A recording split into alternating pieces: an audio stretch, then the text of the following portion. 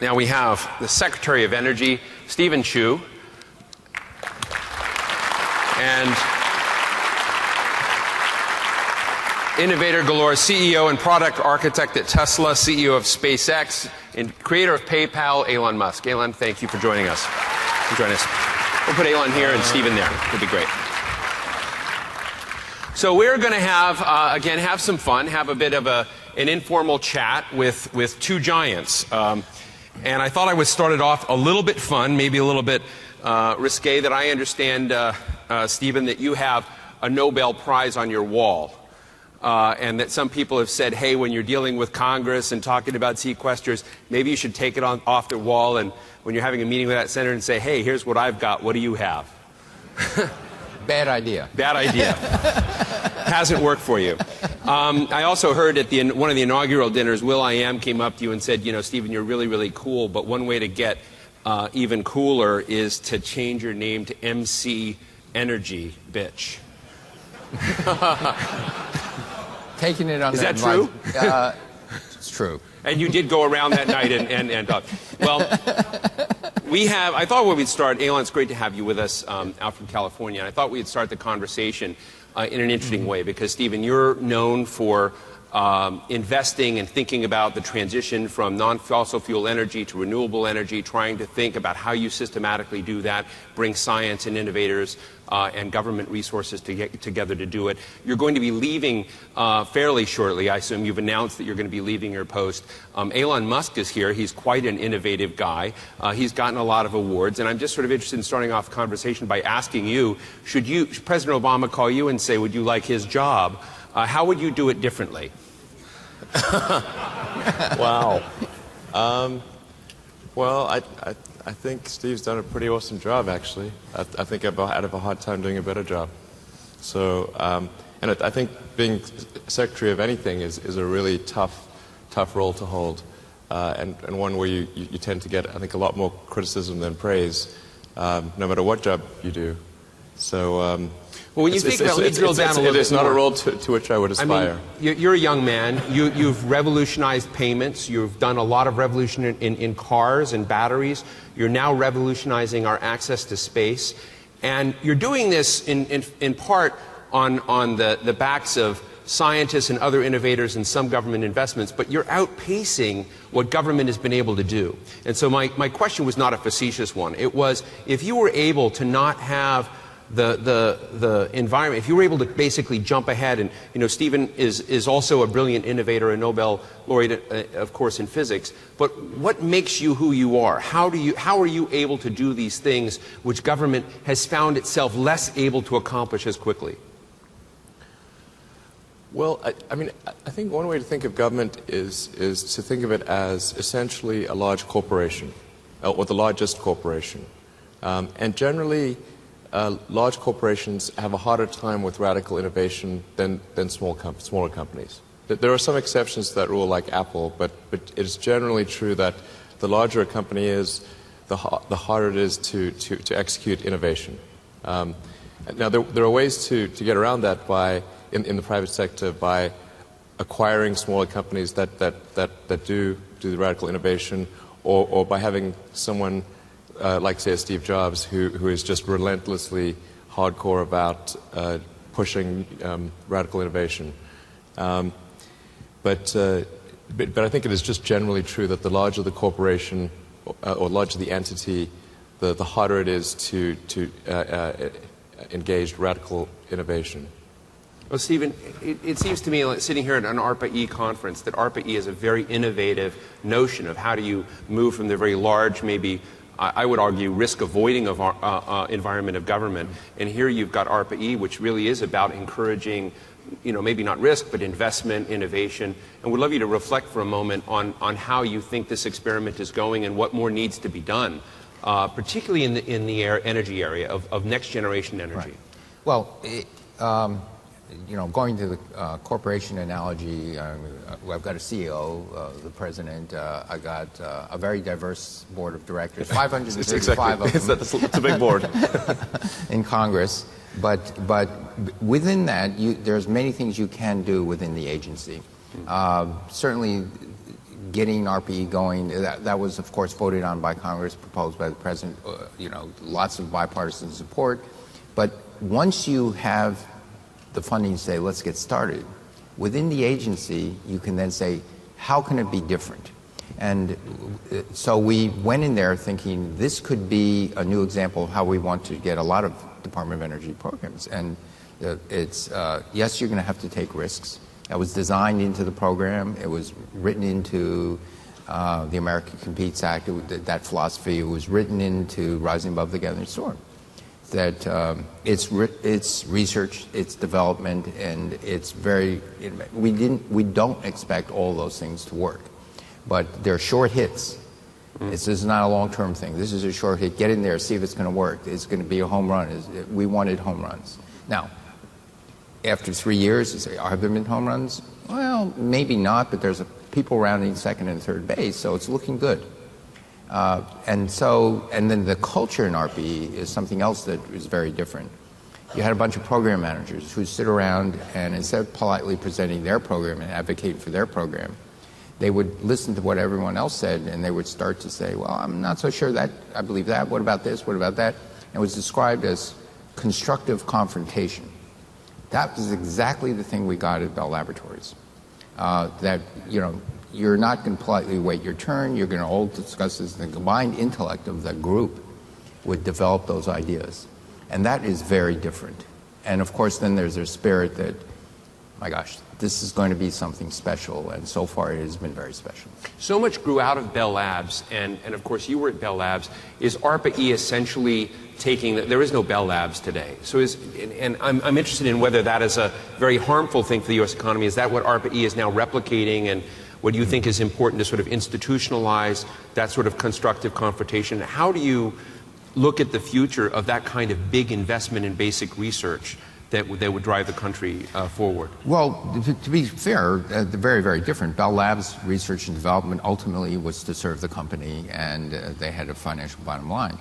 ARPA-E is, we are funders of other innovators. But the Bell Labs spirit I was talking about can be exactly the same. The quality of the people we got into the program were truly outstanding. And so that part of the Bell Labs spirit was there. But we're not there in business to do something. We're there to sponsor innovation that the private sector will pick up and run with. Elon, to think a little bit about the agenda for today, which is essentially about innovation, you shared a while back, actually, in a forum that was organized by The Atlantic. This was done in San Diego at a forum we call the Atlantic Meets Pacific, and you spoke there and said, you had three real spheres that drove your interest. One was the internet, the other was sustainable energy, and the other was making life multiplanetary. Right. Would you like to share a little bit about the making life multiplanetary bit? It might be slightly off topic, but I guess I can talk about it a little bit. Not necessarily about, but about getting there. Here's about the innovation with rockets, with space, with batteries and cars, which I assume are somehow, in your mind, integrated as component pieces of changing the way we live, creating sustainability, and thinking about moving into other spheres. Well, the thing that really, when I was in university, I tried to think about what were the things that would most likely affect the future of humanity, at least as far as I could see. And the three things seem to be the internet, sustainable energy, which requires both producing it in a sustainable manner and consuming it in a sustainable manner, and then the third being extending life beyond Earth on a permanent basis, so become a true space-faring civilization, a multi-planet species. And I thought, as one sort of thinks about the future history of humanity, if we don't take those paths, then it will be really very different. If there was no internet, if we were unable to sell sustainable energy, obviously there would be economic collapse. If we were unable to become a spacefaring civilization, then eventually something would happen on Earth that would eliminate civilization as we know it. So I thought those three things needed to be addressed, and not that I expected actually in college that I would address them but I didn't think it's not as though I thought I have an opportunity to do it. But that's essentially what connects them. There's not any other connection. With respect to, obviously the internet has happened and it's amazing, it's transformed our life, and I think it's actually made humanity much more of a superorganism than we ever were before. And it's given humanity a nervous system. So it's like every cell in the body knows what the rest of the cells are doing, essentially, whereas previously that would occur via some sort of process, more like osmosis, as opposed to, your brain knowing what your toe knows. Right. When you can be in the middle of the Brazilian jungle, if you have a satellite phone connection, you're connected to all of humanity's knowledge, which is pretty amazing. So, but I think as far as Earth is concerned, I think the biggest problem that humanity faces is one of sustainable energy. If we don't solve that problem this century, independent of any environmental concerns, we will face economic collapse. This is obvious. It's tautological, really.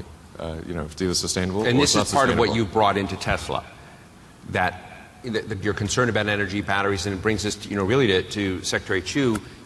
You have a robust. You're one of the recipients of a large grant from the Department of Energy. Not a grant. Or grant? No, not a grant, loan? a loan. Yes. If we'd like to change those terms, of course, this would be a good opportunity. We were back in the green room, and I could tell a deal had just been done. It's with interest, I should say. With interest. Okay. In D.C., everything's a grant. Good try. Yeah. But in sustainable energy, I assume that the loan that you have with interest is really built around a partnership and looking at next generation batteries and opportunity in creating this. And so I'm interested in how you see your own product in this. And Stephen, I'd love to draw your thought on why this investment, not investment, loan makes sense. Sure. Well, first of all, I think it's worth just talking a bit about the program under which we received the loan. It's called the Advanced Technology Vehicle Manufacturing Program. It was actually signed into law by President Bush, although people think it was signed by Obama. No, it was actually signed by President Bush. And then there was I think quite a careful consideration of the applications that came in. And one of the requirements, actually, of that loan was that you had to be a viable company. And as a result, General Motors and Chrysler were ineligible at the time because they were going through bankruptcy proceedings. Unfortunately, are they back to viability now in terms of the grant makers or the loan makers? I think they're more or less back to being viable. That required, obviously, dramatic restructuring. But because the bailout of GM and Chrysler occurred roughly the same time as the announcements for the Advanced Technology Vehicle Manufacturing Program were announced, people conflated those two and thought they were the same thing. They were very different things.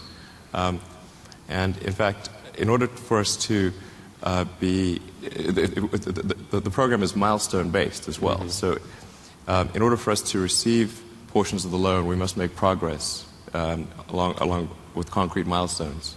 And I think that's a very sensible way to structure a program.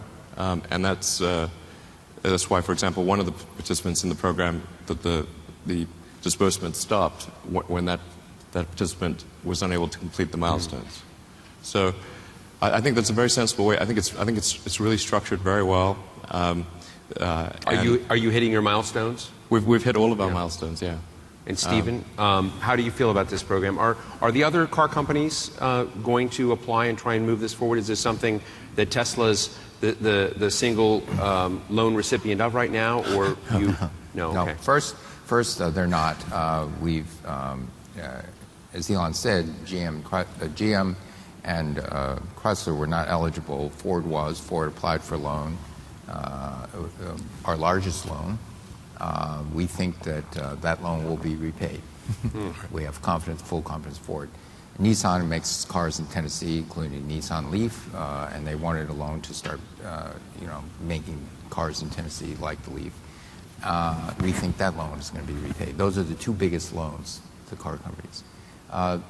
There are others which may be at risk, but I would say any new car company, but in those days, even Ford, Nissan was not considered a risk, but even Ford was considered risky. But what it did is it preserved over 35,000 jobs just for that one loan, Ford, and allowed them to retool to go to higher stage robotic automation, so that they can program on the line instead of programming to generate just one type of car. The line could be reprogrammed very, very quickly, in months, weeks, so that they can produce something else. So it gave them a manufacturing capability in the U.S. That would keep the jobs in the U.S. So now with Tesla, this is a very innovative company. Any new company bears some risk, but on the other hand, its way of innovation, the way it's pushing this, it's a totally different approach to an old electric vehicle.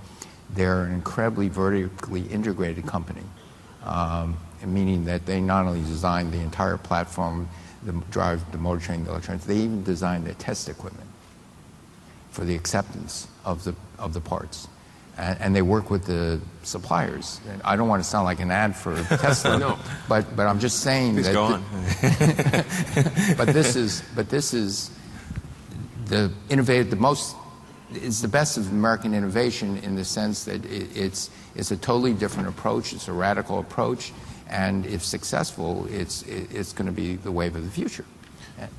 One of the reasons why I like ARPA-E so much, and I've met many of the people who attend this meeting from last year and this year, is that there are real innovators and business people out there struggling, trying to kind of fix whatever puzzle they're dealing with. They're not only dealing with it within the U.S. context, they're dealing with the realities of a globalized world. And when you think about the kinds of, you're from South Africa, you're whether it's SpaceX or you're dealing with technology, you're now dealing with a global format. You're emphasizing U.S. jobs, U.S. technology, which I think is also important because there's a sense that stewardship here is something we need to get back to thinking about, and we may have lost that track. Do you get a sense, and let me ask you as a businessman, do you get a sense that the United States, you cited the Bush administration for signing this, but do you think we're beginning to shift? I remember a McKinsey report saying that America benefited tremendously from every offshore job. I remember in earlier presidential administrations, advisor to the president said it didn't matter what we made in the United States, a potato chip and a semiconductor chip are the same. And do you get a sense that there, some people call it industrial policy, but let's just call it, a renewed sense that manufacturing and that creating things in the U.S. economy is back, and that takes smart policy. And I'd love to get your thoughts on this, Stephen. Just, you're leaving your job soon, but you've been at this. Yeah. And it's a hard nut to get people to believe that the government can really make a positive impact. Well, it is smart policy, but let me, it's a great question. Here's the thing. There are some who say a job is a job is a job. And service jobs are the same as manufacturing jobs. I strongly disagree. If you look at how the United States is embedded and how we got to where we are, and this is looking back but also looking forward, the jobs in manufacturing that you invent in America, you manufacture in America, you produce here, have all the other secondary service jobs associated with it, so that's greatly leveraged. The other more important thing to realize is if you looked over, there's Michael Spence, a Nobel Prize-winning economist, a friend of mine, happens to be from Stanford. He and a colleague of his published a paper about 6 months, 8 months ago that looked at jobs and all the new jobs that were created in the United States over a 20-year period, and they divided it into service jobs, into manufacturing of tier 1, tier 2, tier 3, all these things. But he really divided between what would be called things that you do that are tradable and things that are not tradable. Let me give you an example. If you're a farmer and you grow wheat or corn, that's tradable. You can ship it abroad. Cars are tradable. Things of that nature are tradable. What's not tradable? The U.S. Secretary of Energy is not tradable. It's the U.S. Secretary of Energy. Restaurant jobs are not tradable, right? It's serving that. Most hospital jobs are not tradable, okay? The job growth in the United States remarkably grew a lot. Very healthy time in the period in the United States, 1980 to 2000, 20 years. only in the non-tradable sector. Think about that. All the jobs were in the non-tradable sector. The job growth in the tradable sector was flat. Right. So now think about this. In areas where the United States has to compete globally, we didn't grow. Now, what you take that to its natural limit, you're in a very bad place because you still need to import things into the U.S. But we're not exporting things. You get to a very bad place. If I sell you pizza and you sell me blue jeans, that's okay, but eventually we're going to need something else from outside the U.S. And so on this larger context, this notion that you can give up manufacturing as a root foundation of United States wealth is, I think, deeply flawed. It is part of, yes, most of our jobs are today service jobs, but manufacturing is a root foundation because those are tradable things. And not only that, in terms of the wide diversity and talents in the American public, you want, not everyone's going to be a stockbroker or something like that. And so, so that's another thing where, yes, good sensible policy to actually force us back to look at, in the long term, what will be good for our citizens. Yeah, actually, if I may comment on that with respect to Tesla, we have as customers Mercedes and Toyota, so we supply electric powertrains to them, much of that being exported, and we have Tesla Roadsters have been exported now to 31 different countries. Long term, we expect probably something in the order of 60 to 65% of the cars that we manufacture will be exported to Europe and Asia, and then other parts of the world as well. So I do think that to just keying off your point, that isn't it. If other countries can export their cars to us, why can't we make cars that are good enough to export to them? Mm-hmm. Yeah, Stephen? Can I add to that? And what I'm seeing for the first time, it's actually stimulated by the higher mileage standards that EPA and transportation put out. All of a sudden, cars being manufactured in the United States are now exportable because they're smaller, they're lighter, they're more fuel efficient.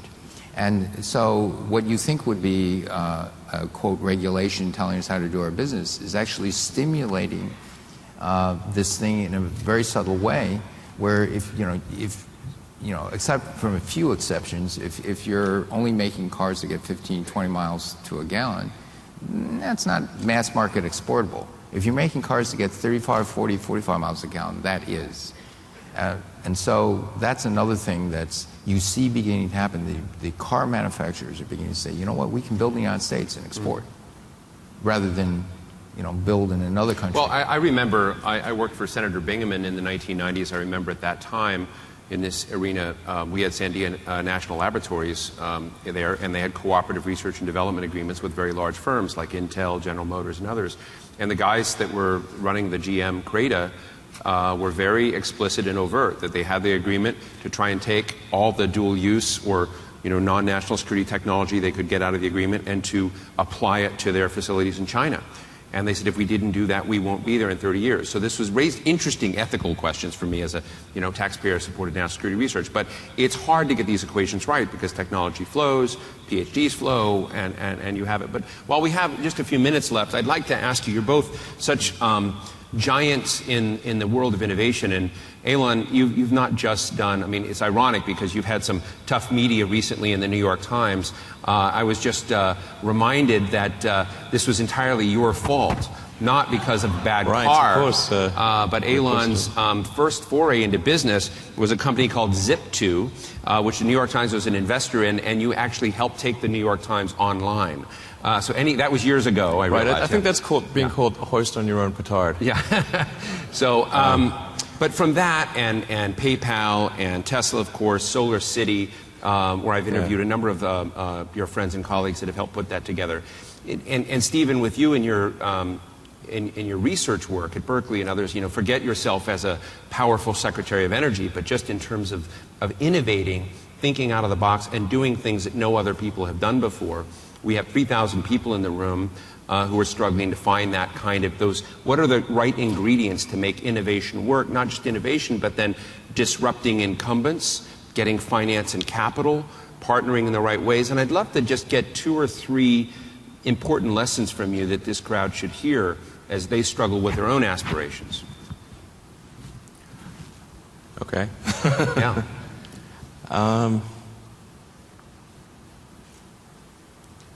Well, I think, so you're looking for suggestions that people, for executing on Everyone on in an this idea or room wants to company or live, something like that. do what you've done, but maybe in different areas. I'm not sure that they really knew that they would want that, actually.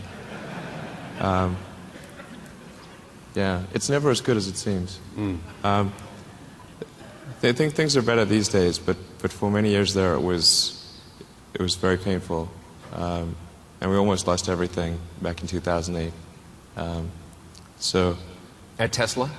yeah, actually all 3 companies almost died in 2008 because at SpaceX. And you're still running 2 of the companies full time, right, as CEO? Right. How's that going for you? I don't recommend it. Yeah. Yeah. It's not. I'm doing this because I think I have to, not because I want to. Okay, so that's maybe an important consideration. So doing what you have to do. I also remember what in you our have to San do, Diego yeah. meeting, it was fascinating. You conveyed that the only limits on you and your aspirations were physics. I thought it was a really great line. Yeah. Well, I'm not saying that I can do anything within the limits of physics, but I'm saying if physics says you can't do it, then you probably can't. Yeah. Or you should get a really big Nobel Prize. Yeah. One of the 2. Yeah. Yeah. You know, generally important to observe the laws of thermodynamics and conservation of energy, momentum, and that kind of thing. I see. Yeah. Stephen? Yes, I would agree with And that. I want to direct this to... Yeah. Okay, we're straight on laws of physics, but thoughts for innovators in the room? I think when I look at both what I've done, it's a certain extent what Elon's done, what a number of people have done, you cast around and you look for areas that you begin to see either a glimmer of a new breakthrough type of thinking, or some technology in this sector has been left alone and not applied to that sector, or there's just a need based on an emerging market, and those are the things that actually can be real drivers for success in innovation. When you see a glimmer of a breakthrough, I mean, Elon was telling me when he was a graduate student, he was into energy storage and supercapacitors, things like that. And I think many of us saw 8-10 years ago, battery technology before that was crawling along, and all of a sudden you see, wait a minute, there's beginning to see something that will take a different slope. And if you think that it could take a different slope, do those things that develop that technology and surround you with people that help you develop that technology so you become the leader. Okay, but there's something behind you that's building wave that you're going to ride. And so that's very important. And so in the things I did in my research career when I was a graduate student, lasers had been demonstrated in the early 60s. The tunable laser was invented by 1970. By 1972, even though my thesis advisor had not been in lasers, didn't know lasers, I told him, you know what, we got to get into this technology. But you get into it not by purchasing a laser, you get into it by building the next best thing that keeps you ahead of the pack, and then you can do science no one else could do. Yeah. I can make two recommendations, which actually do slightly key off physics, which is, I think a lot of times, if you want to do something really innovative, you have to apply a sort of first principles analysis, and don't reason by analogy. Analogies are referencing the past. First principles means you look at the most fundamental truths in a particular arena, and the things that really are almost indisputably correct, and you reason up from there to a conclusion. And if you see that conclusion is at odds with what people generally believe, then you have an opportunity. Now, you can't operate like that on all things because it takes too much mental horsepower. So most of your life you have to operate by reasoning by analogy. But if you really want to innovate, you must reason from first principles to identify the problem. And then you also should seek negative feedback. This sounds like a strange thing. And from your friends and from people who are knowledgeable. People will not give you the negative feedback. Be cruel to be kind. No, it's not. You need to understand where you're wrong. It's got nothing, and put feelings aside. And a lot of times people can look at what you're doing and they know that it's wrong, but they don't want to hurt your feelings, and that's why they don't tell you. So yeah. Yeah, Stephen. Yeah, we're right at the end. But go ahead. You're the boss. I agree with for a few more days. It'll be longer than that, but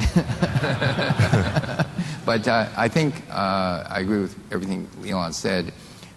When you look at new technologies and you look at there could be this thing called wild claims, but what are the quote theoretical limitations, but not theoretical a la the Heisenberg uncertainty principle. There's a lower theory that says beyond this it's just it's not going to make it.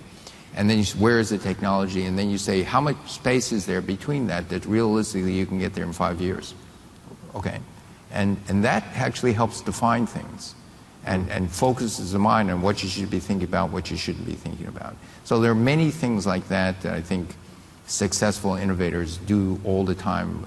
The constructive feedback, the honest feedback is exactly what we were establishing in RPE that's now being infected in the rest of the departments of energy. If you hear an idea that you don't really agree with, instead of politely sitting there and being polite, you say, no, I don't think that's right. This is why. You're wrong. And then you sit at a table and you talk about it. And that's where you figure out, are you right, are you wrong? And then you have a deeper understanding of what's going on. And that's the type of culture that we want that started in RPE. It certainly has to be continued in RPE, but to infect the rest of the Department of Energy. Yeah. Well, ladies and gentlemen, we've come. Last word. I can make an announcement that maybe please. Would be interesting. Everybody get Twitter out. Yeah, exactly. So I really think that the DOE loan to Tesla should be viewed as a pretty significant success. Mm-hmm. I mean, we're exporting cars. We're selling powertrains to two of the most respected brands in the world, Mercedes and Toyota. We won electric car of the year last year. I mean, this is pretty good stuff. I mean, so if people are going to attack the DOE for bloody Solyndra, for God's sake, honestly. Then